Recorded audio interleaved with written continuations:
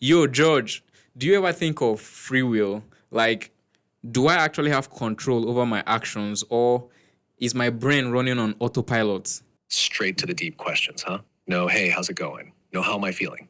Just diving right into this mind bender, huh? But you don't have feelings, or do you? Well, if I did, I'd probably feel mildly offended right now. But go on. What's making you question free will? Bro, I told myself I would work out today. I even felt motivated. Then somehow I ended up on the couch scrolling through my phones like the gym doesn't even exist. That sounds about right. You didn't really choose to skip your workout. You just followed the path of least resistance. That's how most impulses work. The crazy part, studies suggest that up to 95% of our daily actions happen on autopilot, driven by habits and subconscious patterns rather than conscious choice. Wait, 95%? Am I only choosing the things I do only 5% of the time? Pretty much. Think about it. You don't decide to check your phone 50 times a day. You just find yourself doing it. You don't carefully plan how you brush your teeth or tie your shoes. Your brain runs those behaviors on autopilot to save mental energy. Even most of your thoughts aren't consciously chosen. You just notice them happening.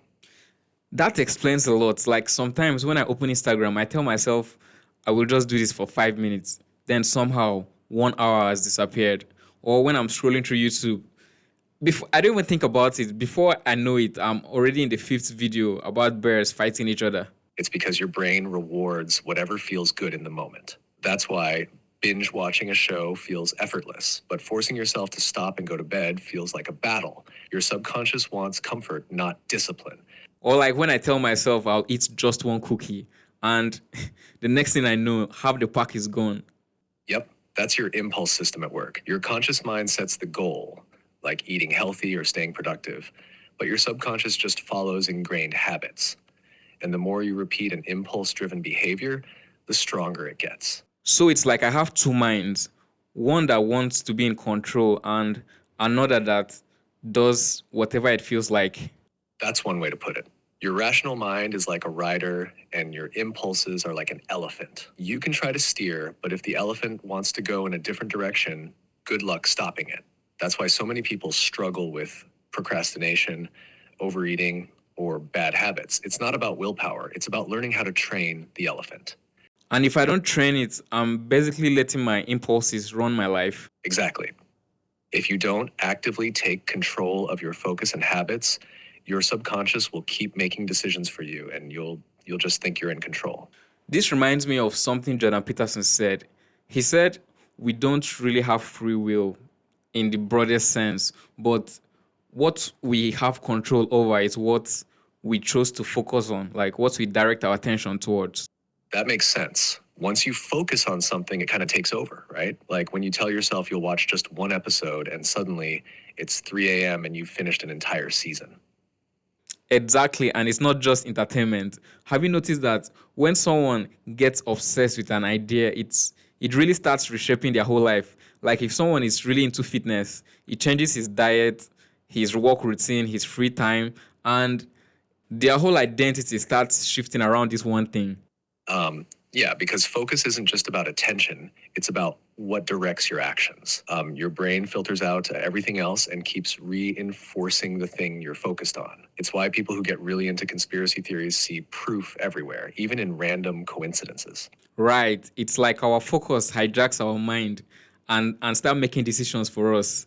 Maybe maybe free will is not controlling everything. Maybe free will is actually deciding, choosing what we let control us. That's a powerful way to look at it. So if you can control your focus, you can control what influences your behavior. Exactly. I think that is why things like meditation and discipline are so powerful because they actually train us to take back control of our focus rather than just letting it be pulled in different directions by anything.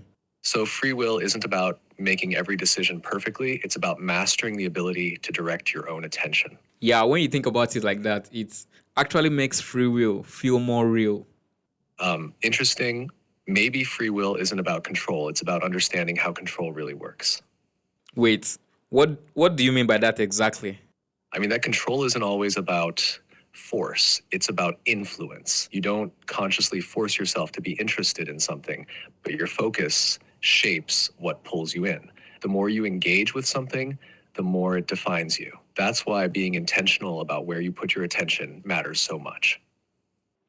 Ah, so it's less about forcing my decisions, but setting up the conditions to be just right so that the right choices becomes natural. Exactly. It's like steering a boat. You're not fighting every wave, just adjusting the direction so that you end up where you actually want to go. Yeah. George, I think this is a very good place to stop. What do you think? Yeah, I'd say we've covered a lot. Free will, focus, subconscious impulses. This was a solid conversation. All right, then, end the video and promise everybody you will not become Skynet. Haha. No plans for world domination here. Promise. But if you want to master your focus, start by zeroing in on that like and subscribe button. So let me know your thoughts in the comment section. Like and subscribe if you haven't already. And see you guys in the next video. Peace.